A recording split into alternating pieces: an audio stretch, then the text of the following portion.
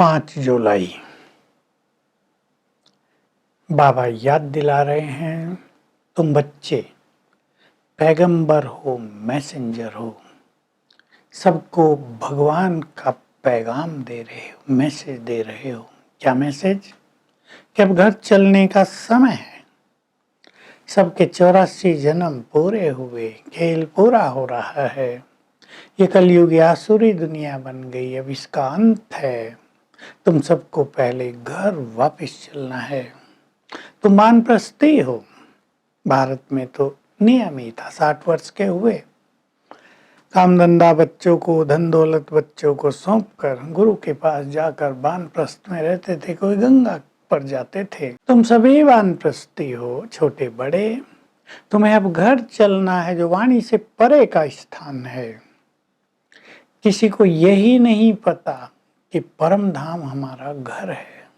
तो लोग कह देते हैं, कोई सन्यासी गया, ज्योति ज्योत समाया, पर वहां समाने की बात नहीं, घर में तो रहा जाता है, शांति में विश्राम में रहा जाता है। लेकिन जब तक तुम पावन नहीं बनेंगे, घर जा नहीं सकेंगे। वानप्रस्थ का भी नियम यही था, पवित्र बनना। बाबा कह रहे हैं, गीत बजा था, तुम ही हो माता पिता, तुम ही हो। तो बुद्धि ऊपर की तरफ जाती है, श्री कृष्ण की तरफ नहीं। श्री कृष्ण को कोई माता नहीं कह सकता, पिता भी नहीं कहते हैं। निराकार कोई कहते हैं, तुम ही हो माता पिता, तुम ही हो, खिवैया हो, पतित पावन हो, तुम बुलाते आए मुझे। ये भारत सतयुग में पारस बुद्धि था, यानी भारतवासी। अब पत्थर बुद्धि बन गए हैं, तो मुझे बुलाते हो। अब तुम्हारी आंखें खुली हैं, तीसरा नेत्र तुम्हें मिल गया है।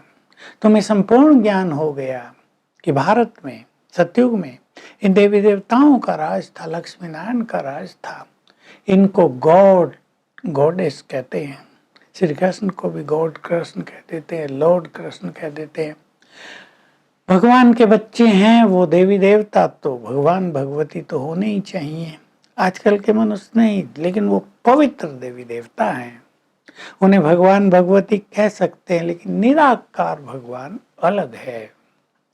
बाबा कह रहे, कई बच्चे कहते हैं, बाबा हमारी बुद्धि नहीं खुलती, हम दूसरों को ज्ञान नहीं दे सकते। गुह्य राज बताया, बच्चे ये तुम्हारे कर्मों का खेल है, कर्मों का प्रभाव है। जिस आत्मा ने ज्यादा विकर्म किए, उनकी बुद्धि ऐसी हो गई है। मैं तुम्हें कर्म विकर्म कर्म की गति समझाता हूँ। सतयुग में तुम्हारे कर्म अकर्म होते हैं, वहां कोई पाप होता ही नहीं, तो तुम्हारे कर्म कर्म हो जाते हैं। तुम ऐसे कर्म ही नहीं करते जिनकी प्रारब्ध भोगनी है। ऐसे अच्छे कर्म करने की वहां जरूरत नहीं, एक नेचुरल कर्म है, प्रारब्ध भोग रहे हैं। और कलयुग में आज किसी के सुकर्म हैं ही नहीं, बहुत कम है। जो भी कर्म करते हैं वो विकर्म ही बन रहे हैं।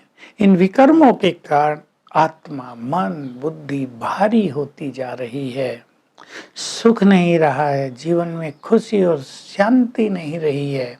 अब मैं तुम्हें श्रेष्ठ कर्म करना सिखा रहा हूँ। बाबा कह रहे, आजकल तो फैशन की जैसे आग लगी हुई है। दूसरों को अट्रैक्ट करने के लिए भिन्न भिन्न तरह के फैशन करते हैं, लेकिन मैं तुम्हें ऐसा जीवन देता हूँ, तुम्हारे पास ऐसी नेचुरल ब्यूटी रहती है कि तुम्हें वहाँ किसी भी तरह के फैशन करने की जरूरत ही नहीं रहती है। ये बनावटी फैशन जिससे बहुत गड़बड़ हो रही है, इसकी तुम्हें जरूरत नहीं।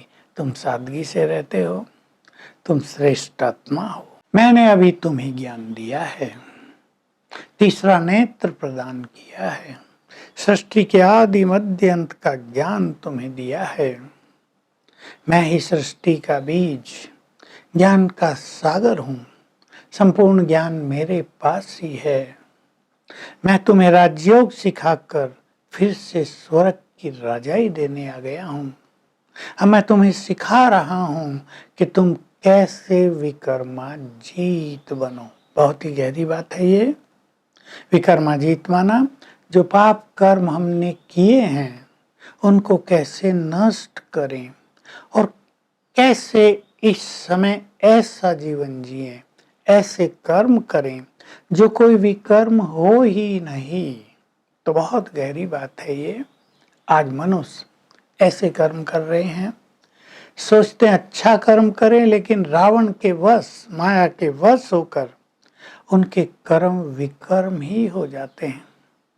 किसी में अच्छे कर्म करके अभिमान आ जाता है, किसी में मैंपन आ जाता है, मैंने ये बड़े बड़े काम किए, तो बोल बिगड़ जाते हैं, दूसरों का अपमान करने लगते हैं, अपने इस देह अभिमान में आ जाते हैं।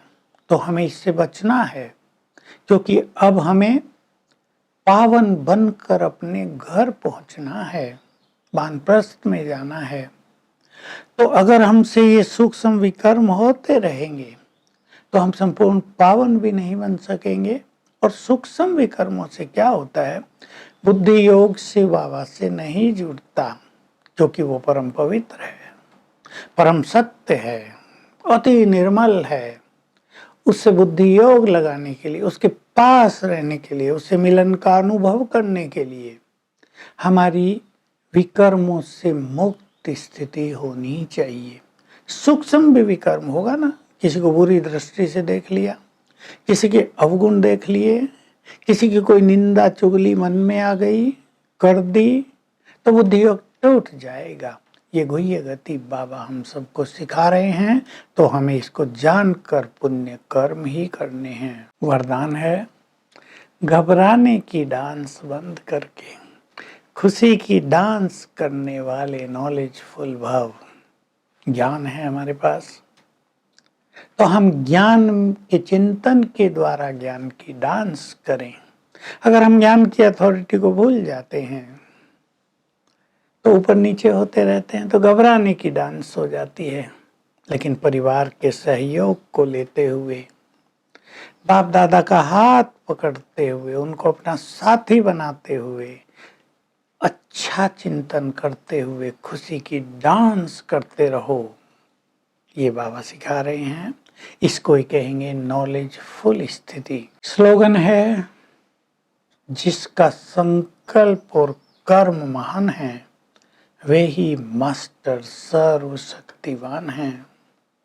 आज का अभ्यास, हम सारा दिन इस स्वमान में रहेंगे, मैं मास्टर सर्वशक्तिवान हूं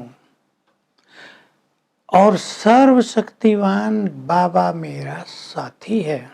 तो उसकी शक्तियां हमें प्रवेश करती रहेंगी और महसूस करेंगे कि वो ज्ञान सूर्य सर्वशक्तिवान मेरे सिर के थोड़े ऊपर ही है, उसकी किरणें पड़ रही हैं, ये किरणें मेरे सिर के ऊपर छत्र छाया बन रही हैं। इस छत्र छाया को अनुभव करेंगे।